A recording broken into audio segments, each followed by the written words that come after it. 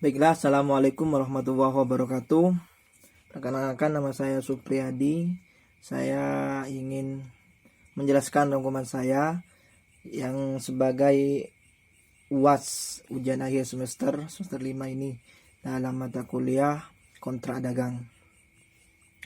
Di mana kontrak dagang atau bisa juga disebut sebagai kontrak bisnis dapat digambarkan secara sederhana sebagai suatu perjanjian antara dua atau lebih pihak yang mempunyai nilai komersial tertentu.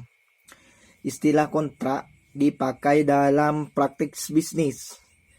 Namun istilah lain yang lazim digunakan adalah disebut dengan perjanjian atau persetujuan.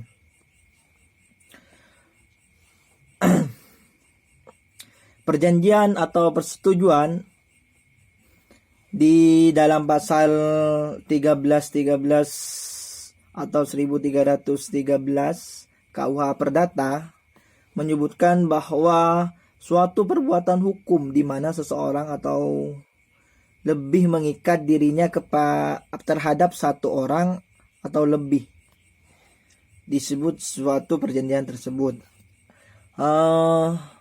Di dalam kontrak dagang tentunya ada istilah jual beli, di mana jual beli tersebut terdapat di pasal 1457 KUH Perdata, adalah suatu persetujuan dengan mana pihak satu mengikat dirinya untuk menyerahkan suatu perdagangannya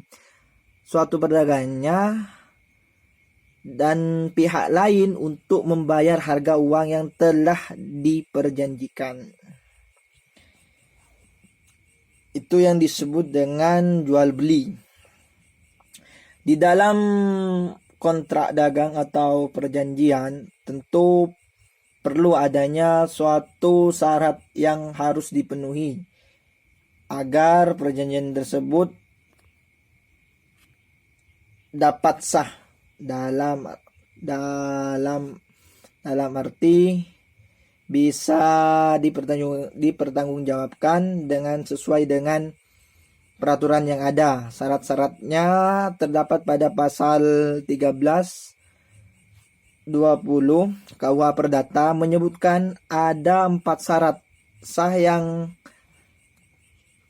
sah suatu perjanjian, di mana satu yaitu kata sepakat bagi mereka yang mengikat dirinya. Jadi ada kesepakatan dulu.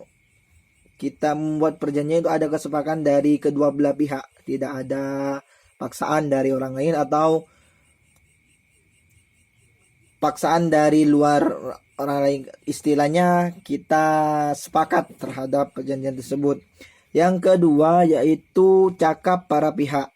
Istilahnya bukan mengerti hukum, tapi di mana cakap di sini sudah memenuhi umur, sudah tidak gila, sudah tidak cacat hukum, disebut dengan cakap tersebut. Yang ketiga yaitu suatu hal tertentu. Pasti ada suatu barang yang diperjanjikan, di mana disebut dengan suatu hal tertentu. Yang keempat yaitu suatu sebab atau kausal yang halal. Tentunya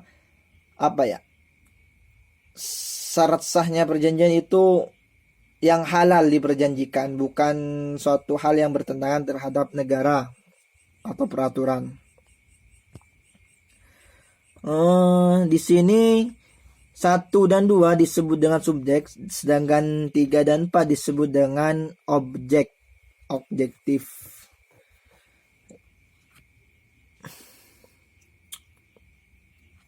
Di dalam perjanjian tentunya ada surat perjanjian.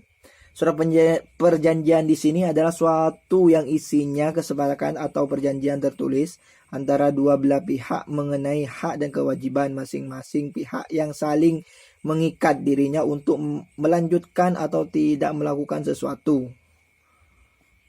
Itu secara umum. Surat perjanjian ada 2, yaitu surat perjanjian autentik yang diketahui oleh pemerintah atau saksi sebagai pejabat pemerintah. Yang ketiga yaitu surat perjanjian di bawah tangan, di mana tidak ada campur tangan dari pejabat pemerintahan. Selain itu, dalam hukum kontrak dikenal dengan 5 asas, yaitu asas kebebasan berkontrak, asas konsensualisme, asas Paketa Survivanda, dan asas itikat baik, dan asas kepribadian.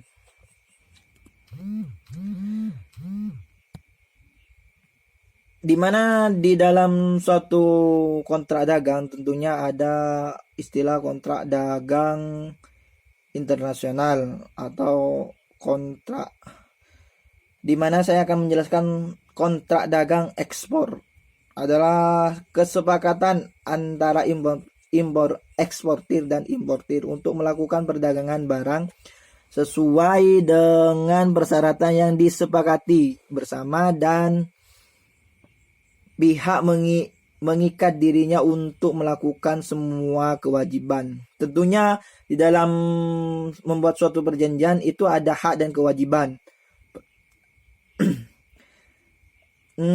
Di mana eksportir sebagai pemasok barang tersebut, sedangkan importir sebagai pembeli terhadap sesuatu yang diekspor, istilahnya seperti itu.